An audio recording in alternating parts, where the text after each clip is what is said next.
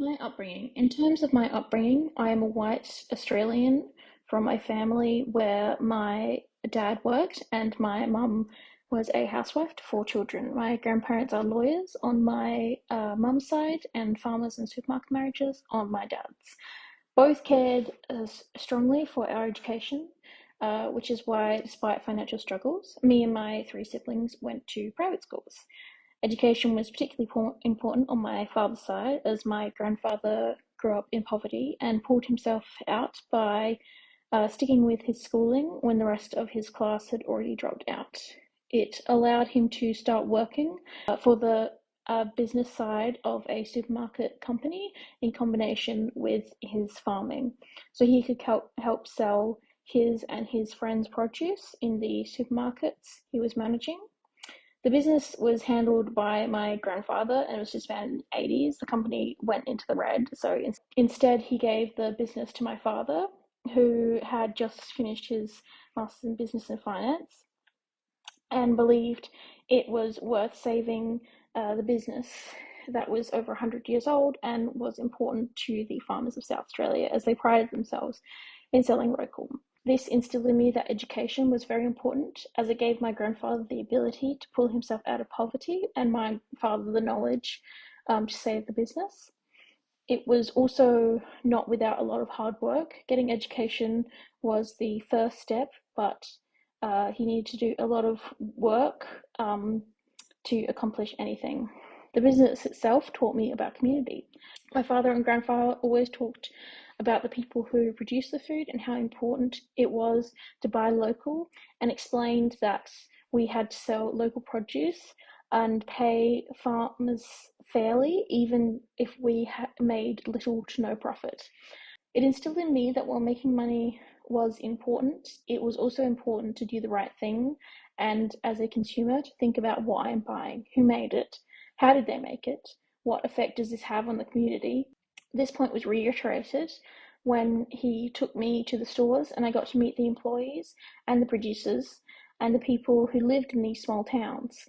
In particular was an old Aboriginal lady who lived next to one of the stores. She inspired me with her beautiful paintings and her interesting stories about the land around us. She was part of the reason why I became inspired by art and telling stories, and I hope I can inspire my students in the same way that she inspired me. When I was younger, I got into all types of media: anime, YouTube, TV, and film. I spent most of my free time consuming these, even tried to make my own YouTube videos a few times, but never got seriously into it. I think experiencing all these different types of mediums at a young age gave me an appreciation for them, and I will try to incorporate all different types of media in my lessons. I also think that a lot of students will be growing up surrounded by media and perhaps want to make their own videos just like I did. I want to use my experience with that to teach them the dangers of posting online so that they are free to explore this interest in a safe way. I took a gap year and worked in two schools in England. It was really a good way to see if I liked teaching and explore England and the countries around it. I got to experience a different culture and see many artworks, plays, and learn about European history. After my gap year, I went on to do engineering for one semester. It was what I had studied in year 11 and 12, but I realised that it wasn't what I wanted to do. This is where my belief that education was important was challenged. It took me a long time to realize that it wasn't that education wasn't important, it was just that what I was told was that the arts wasn't valuable education. I want to teach my students that art is valuable and why, for both their future jobs and their mental health and happiness. I studied animation and 3D sculpting, then I learnt many things about media arts. I learnt editing, I got experience in programs like HTML, CSS, and PH learning codes. I worked successfully as a DOP, director and producer, during university film-based classes, as these roles require a lot of strong organisation and communication skills, as well as a talent for visual storytelling. I got experience in film using editing programs like Adobe Premiere, and I enjoyed the process of creating cohesive films. I got experience in digital um, compositing using Nuke and Adobe After Effects. Digital compositing has also developed my patience and strong attention to detail. I got experience in CGI animation, and I enjoyed creating objects and paying attention to little details to make them more realistic. I got experience in digital design, especially logos, magazine advertisement, information pamphlets using Illustrator, Adobe, and InDesign. I also got experience in photography, photo editing, how to use cameras, f-stops, iOS, exposure, and framing. In film and TV, I learnt script writing, lighting, audio recording, directing, framing, recording, set design, and editing. Print media, I learnt poster, pamphlet, and magazines, as well as new digital media and radio.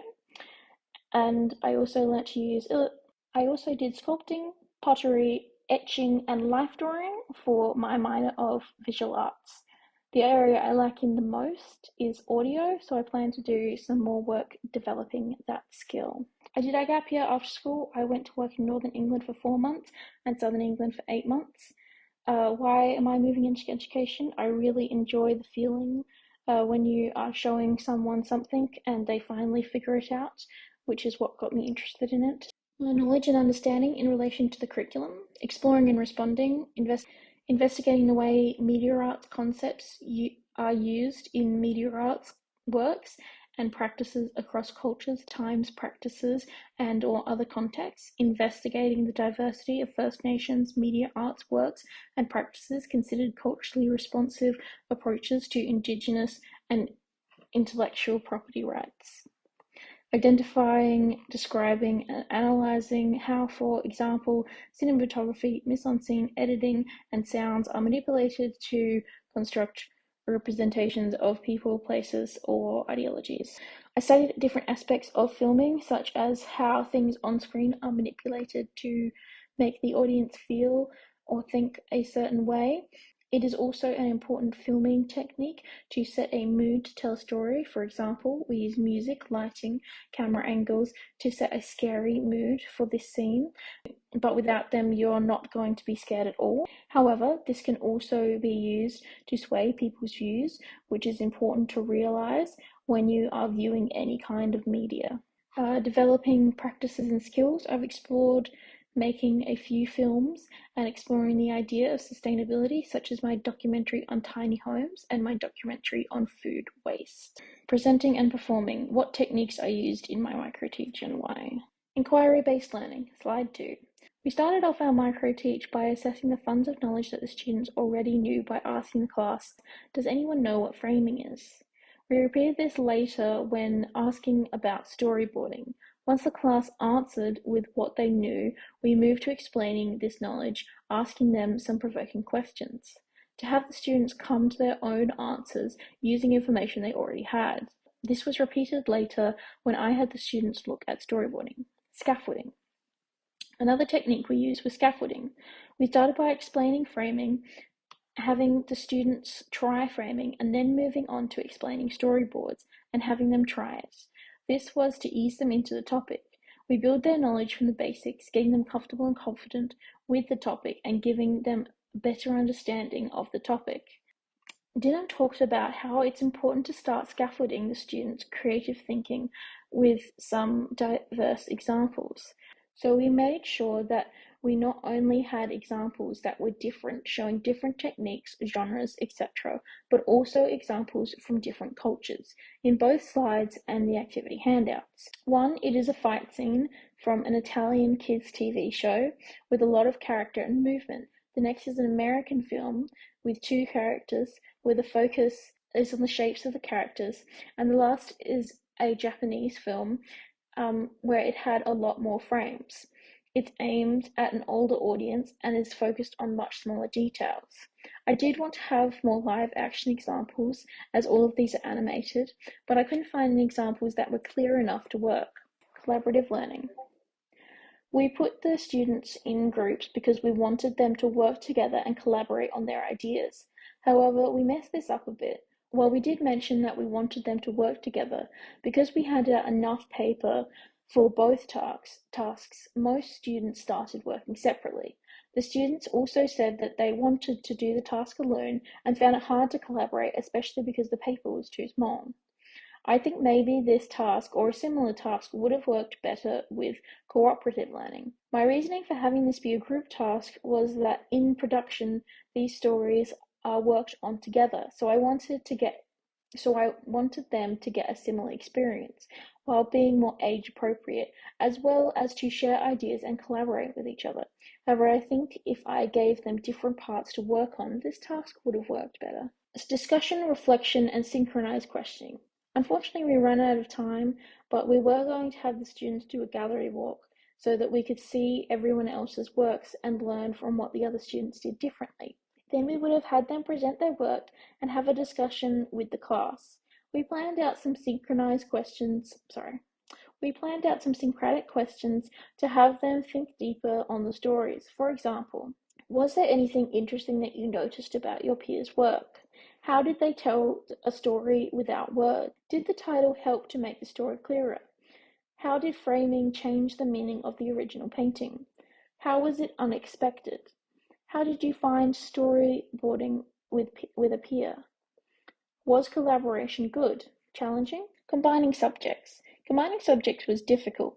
We tried to find similarities between subjects and then plan activities around them. We had ideas like composition, framing, set design, slash setting up a painting.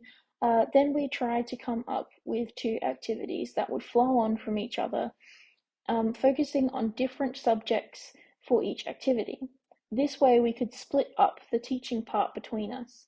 We found this worked better as we were better at explaining our own art subject. We could have taught them together and probably would have done this with a different activity.